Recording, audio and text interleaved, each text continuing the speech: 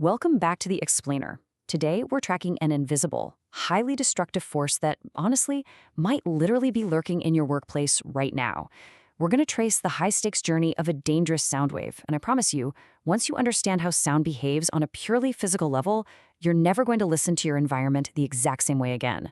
Okay, let's dive right into this. Just think about the number 10 trillion. It's massive, right? But what does this actually represent for us?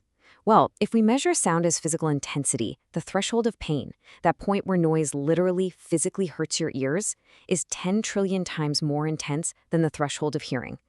It's wild, but it perfectly establishes just how much raw physical power sound energy can actually carry. So, Section 1, the physics of noise. So, what exactly is noise?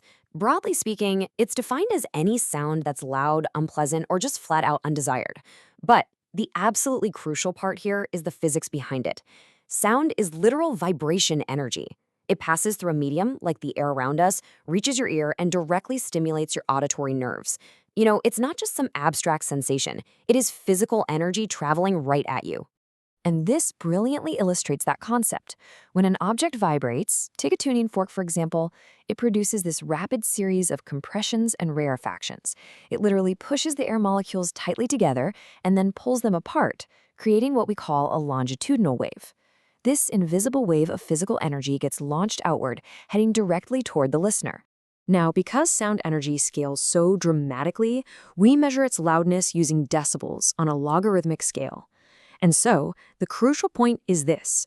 An exposure of 80 decibels over an 8-hour workday gives you the exact same noise dose as 83 decibels over just 4 hours. No way, right? But it's true. A tiny 3 decibel increase represents a complete doubling of sound intensity, literally cutting your safe exposure time right in half. Let's move to Section 2, inside the human ear, and see how this builds. So let's trace that powerful sound wave's anatomical pathway to its ultimate victim. The wave starts at the outer ear, the pinna, which acts kind of like a funnel. It channels those waves down the auditory canal right to the eardrum, forcing it to vibrate. Then these vibrations pass along 3 tiny little bones, the hammer, anvil, and stirrup.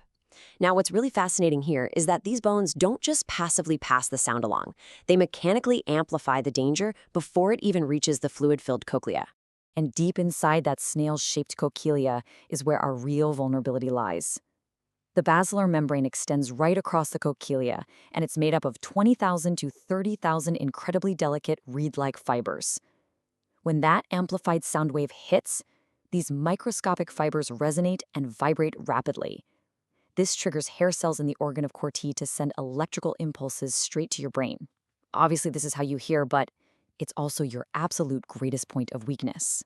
Which brings us to Section 3, the health effects.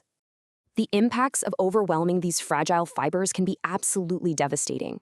It might just start as a temporary threshold shift, making things sound kind of muffled for a few hours.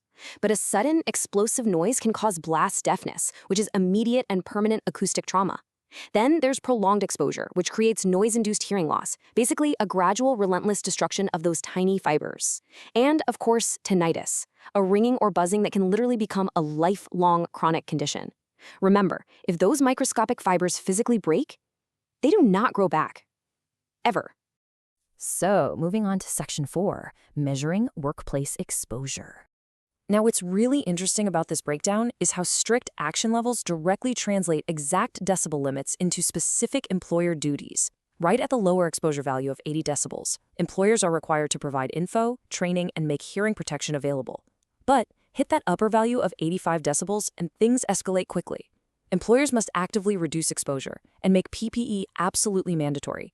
And finally, the exposure limit value is 87 decibels. That is an absolute ceiling that must never, ever be exceeded. All right, Section 5, controlling the hazard.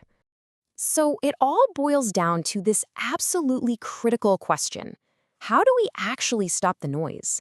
I mean, think about your own environment for a second. If a massive wave of physical energy is coming right at you, how do you problem solve to actually block it? To answer that, we use this incredibly useful, easy-to-remember categorical framework. We can control noise at 3 distinct points. First, at the source, where it's actually created. Second, along the path it travels. Or, finally, at the receiver, which is, of course, the worker. Defeating noise right at the source is always going to be your premier strategy, relying heavily on engineering controls. We can just replace or move noisy machinery, or at least ensure it's properly maintained. We can even modify machines by adding damping materials to vibrating panels, literally stopping the metal from ringing out. We can also use isolation mounts like rubber or springs, so the machine doesn't physically shake the building structure, and we can fit silencers to air exhausts. If you stop the vibrations here, they never even become a threat. But okay, what if we just can't silence the source? Well, then we attack the path mid-journey. A great way to do this is with an acoustic enclosure. By completely surrounding a machine with inner sound-absorbing materials and tight, airtight seals, we physically block the wave from traveling across the room. We can also throw up screens between operations or add absorptive materials to the building itself to stop all that dangerous reverberation and echoing. Now, if the sound wave somehow survives the source controls and it gets past the path controls, it finally reaches the receiver. And here, we have to rely on distance, strict time management, and protection. Simply positioning a worker further away drastically reduces the noise energy. In fact, just doubling your distance drops the noise by 3 to 6 decibels. We can also use time reduction.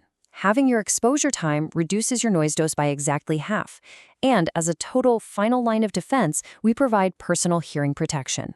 But listen, while PPE, like earmuffs or earplugs, are vital, immediate defenses, they've got to be chosen really carefully. They must be selected based on the specific noise reduction or attenuation they offer, how comfortable they actually are to wear for a full shift, and their compatibility with other safety gear, like hard hats. They are truly a critical final shield for those incredibly delicate inner ear fibers we talked about. Which brings us to our final thought. Sound isn't just some minor annoyance. It's a powerful wave of physical energy, capable of causing permanent, totally irreversible destruction. So, I'm going to leave you with this. Is your workplace truly protecting your 30,000 microscopic fibers? Seriously, take a look around your environment today. Look for the sources, trace the paths, check the receivers, and ask yourself if those tiny, irreplaceable fibers are genuinely safe. Thanks so much for joining me on this explainer today, and hey, keep asking the important questions.